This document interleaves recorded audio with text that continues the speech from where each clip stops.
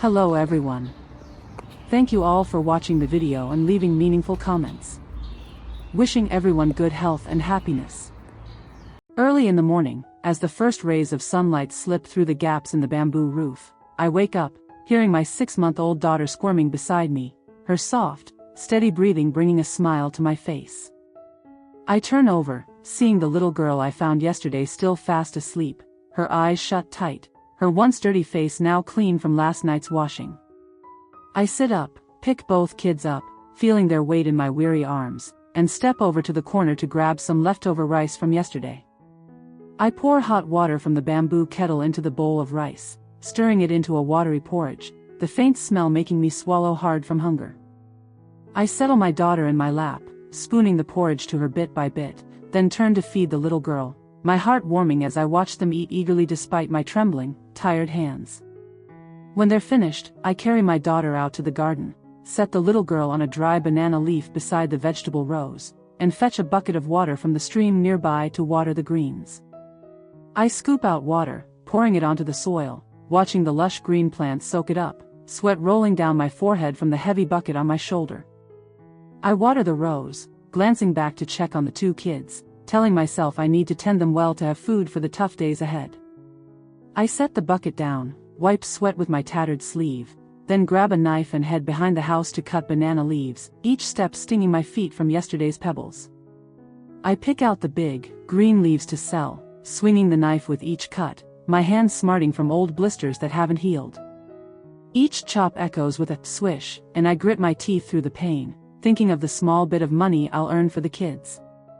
I gather the leaves into a big bundle, sweat dripping into my eyes and stinging them, but I tie it tight with forest vines anyway. I pick up my daughter, holding her close to my chest so she doesn't jostle, then take the little girl's hand, leading them both down to the roadside, my bare feet dragging on the dirt path. I spread the bundle of banana leaves out by the road's edge, sit down with the 2 kids, sweat soaking my shirt, but I force a smile so buyers won't see how tired I am. People passing by notice the fresh leaves, stop to ask the price, and I answer in a raspy voice, my throat dry and shaky after a busy morning. The leaves sell out quickly, one by one, and I count the small earnings, my heart racing with joy because today's sales went well, then stand to lead the kids away. I guide them to a little shop nearby, search the shelves, and pick out 2 cheap pairs of socks, one for my daughter, one for the little girl. I look at their tiny bare feet, my heart aching at the thought of the cold days ahead, then pay and carry them home. Back at the bamboo house, I set my daughter on the floor, head to the garden, strap her to my back with the old cloth, and grab a small hoe to clear the dry weeds around the vegetable rows. I swing the hoe, my back aching from her weight, dry grass sticking to my hands, and I keep glancing back to watch the little girl playing with dirt nearby. I bend down, picking up each weed, my hands trembling from fatigue, but I don't stop, wanting the garden clean so the greens can grow better. I pile the dry weeds into a big heap, strike a match to burn them, the flames flaring up as smoke billows, making me cough hard. I fan the smoke away, my eyes stinging, but I stand guard to keep the fire from spreading to the greens, worried they might burn. The flames crackle, and I watch the pile turn to ash, breathing a sigh of relief because the garden's cleaner now, then carry my daughter inside and set her on the floor. I fetch water from the bucket, sit down to wash both kids' hands and feet, the cool water making them giggle as I wipe their tiny fingers. I clean the dirt off their feet, my chest easing as they're no longer grubby like yesterday. I grab the 2 pairs of socks I bought, slip them onto my daughter's feet, then onto the little girl's, the soft fabric hugging their feet, and I smile because they'll be warmer now. I pick them both up, sit for a moment, stroking their hair, exhaustion mixing with happiness as I see them clean and fed. I get up, build a fire with yesterday's dry wood, the smoke stinging my eyes but I keep blowing to make it burn steady. I grab some rice from the sack, pour it into a pot to cook porridge, swaying as I work to lull my daughter to sleep on my back. The pot of porridge bubbles, the smell wafting up and making my stomach rumble, but I focus on feeding the kids first. I stir the porridge, my hands shaking from tiredness, but my heart lifts as it thickens, enough to fill their bellies.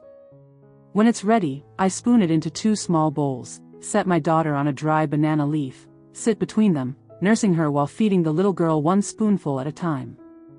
I feed the little girl, watching her tiny lips move, my heart full as she eats heartily. I nurse my daughter and feed the girl, my arms aching, but I don't mind, just wanting them both full and strong. After the porridge, I sit down to rest, setting my 6-month-old daughter on a dry banana leaf, then grab some dry twigs to make toys for the little girl, my heart easing as their clear laughter fills the air. I pick up my daughter, rocking her gently, playing with both kids for a while, stroking their hair, the exhaustion fading as I see them happy beside me. I tie the old cloth around me, strap my daughter to my back, lead the little girl out to the garden to water the greens, and fetch a bucket from the stream, my bare feet stinging from pebbles, but I keep going. I scoop out water, pouring it over the green rows, sweat dripping down my forehead, swaying as I work to keep my daughter asleep on my back. I set her down in a safe corner, grab a carrying pole, and haul several buckets of soil from the forest edge to fertilize the greens, my shoulders aching from the weight. I spread the soil around the roots, using my hands to mound it up, so focused on making the greens grow better that I don't notice the little girl wander off. A while later, I turn around, see she's gone, and panic grips me. I grab my daughter and rush around the garden, calling out, "Sweetie, where are you?" I shout over and over with no reply, my heart pounding, and I run to the road with her on my back, my mind racing with fear that she's lost. I knock on doors along the way, asking everyone, "Have you seen a little girl in an old shirt and new sandals?" But no one has, and my worry grows, sweat soaking my shirt, my legs trembling as I imagine her in danger. I dash to where the village kids are playing, panting as I ask, "Have you seen a little girl with new sandals?" One kid points toward the end of the village. "She went that way, sister." I bolt in that direction, my daughter on my back, gasping for breath, sweat stinging my eyes, but I don't stop, desperate to find her. I reach a small house at the village's edge, spot the little girl playing with pebbles in the yard, and let out a sigh of relief, setting my daughter down, kneeling beside her to ask, "When did you get here?"